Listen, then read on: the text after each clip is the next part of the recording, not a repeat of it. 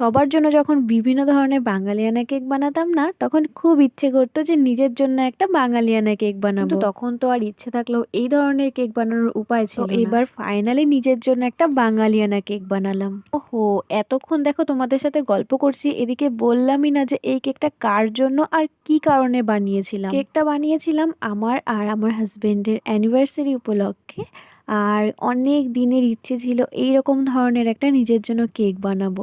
তো ফাইনালি বানাতে পারলাম। ভীষণ ভালো লেগেছিল কেকটা বানানোর পরে। কিন্তু ওই দিন এতটা গরম পড়েছিল আর এতটা শর্ট টাইমে বানিয়েছিলাম, ফন্ডেন্টগুলো তোমরা হয়তো দেখে বুঝতেই পারছো একদম গলে গিয়েছিল এতটা শর্ট টাইমের মধ্যে। তবুও আমি চেষ্টা করেছি আমার মন মতো করার। জানি অত একটা ভালো হয়নি, নেক্সট টাইম অবশ্যই চেষ্টা করব আরও সুন্দর করে করার। তো তোমরা জানিও যে তোমাদের কেকটি কীরকম লেগেছে। আর যদি ভালো লেগে থাকে তাহলে টুক করে একটা লাইক করে দিও, কমেন্টে অনেক অনেক অনেক রেড হার্ট দিয়ে ভরিয়ে দিও। তো আজকের মতো বাই।